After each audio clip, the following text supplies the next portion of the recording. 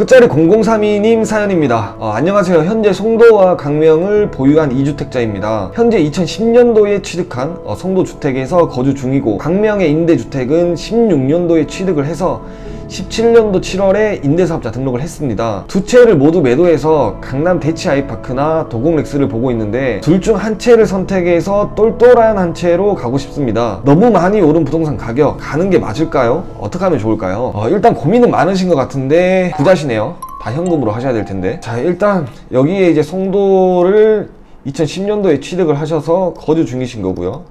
그리고 광명도 2017년도 취득을 하셔서 임대사업자도 17년도에 내셨고요. 여기가 이제 광명. 송도나 광명 다 좋은 지역 맞습니다. 다 좋은 지역 맞고요. 지역적 급수가 더 높은 강남으로 간다라고 하면 굳이 제가 말릴 이유는 없겠죠. 당연히 뭐 갈아타신다고 하면 찬성 의견을 드릴 텐데, 이제 그 송도 같은 경우도 이제 좋은 지역은 맞습니다. 송도 제가 한참 추천드릴 때 자족의 기능도 있었지만 이게 입주 물량에 많이 가려져 있었고, 그리고 풍선 효과나 아니면 유동성으로 인해서 많은 수혜를 봤다.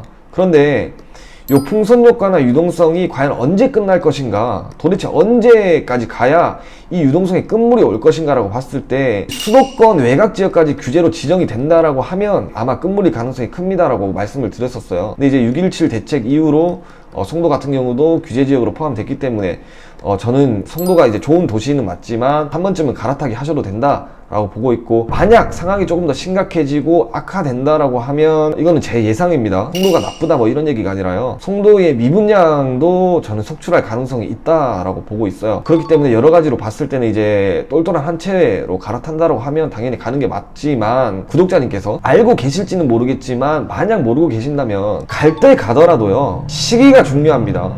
즉 어떤 얘기냐면, 세금 비과세 받을 거는 받고 가자는 얘기예요. 이 영상을 시청하는 시청자님 분들도 좀 알고 계시면 좋으실 텐데, 2주택자지만 세금 하나도 없이 남들 양도세 뭐 40% 50% 얘기할 때 전부 다 비과세 받고 가는 방법이 있어요. A주택이 10년도에 취득한 송도의 거주주택이고요. 자, 그리고 광명의 B주택이 17년도에 취득해서 임대사업자를 17년도 7월에 냈고요. 비과세 받으려면 뭐 여러가지 조건이 있겠습니다만은 지금 현재 기준으로 봤을 때, 일단 첫 번째가 A주택 같은 경우는 2년 거주의 요건을 맞춘 이후에, 두 번째 B주택을 8년 임대 기간을 지켜줘야 하고, 그리고 5% 상한에 대한 일정 조건을 맞춰야 비과세가 가능했고요. 그리고 마지막으로 세 번째, 가장 중요한 겁니다. 이 B주택을 9.13 이전에 취득을 했어야 지금 현재 A주택에 대한 비과세가 가능한 거예요. 그러면 요 세 가지 조건은 이미 맞춰져 있죠, 지금. 그러니까 요 A주택에 대한 비과세는 가능한 걸로 보여지고, B주택을 봤을 때 원래는 2017년도에 임대사업자를 등록하셨다고 하셨으니까 8년 임대기간을 충족하려면 2025년도에 매도가 가능한 거잖아요. 그래야 종부세나 양도세, 중과 배제나 뭐 여러가지 세제 혜택을 받으실 수 있을 텐데, 새로운 보완 대책이 나왔죠. 이제는 8년으로 등록을 했지만 8년이 아니라 2분의 1, 그러니까 4년에 대한 보유기간만 지켜주게 돼도 매도가 가능하며, 그동안에 어떤 받았던 세금 정책을 토해내지 않고 양도소득세 그리고 종부세 혜택 받은 거를 그대로 적용시켜주겠다라고 보완 정책이 나왔어요. 그렇기 때문에 요게 2025년도가 아니라 2021년도 7월이 되면 매도를 할 수가 있는 겁니다. 단 조건, 자진말소해서 2021년도 매도를 한 이후에 1년 내에 B주택을 매도하는 조건이에요. 매도하는 조건. 지금 다시 좀 정리를 해서 말씀드리면, 내년 2021년도로 가서 첫 번째로 거주주택을 매도하고요.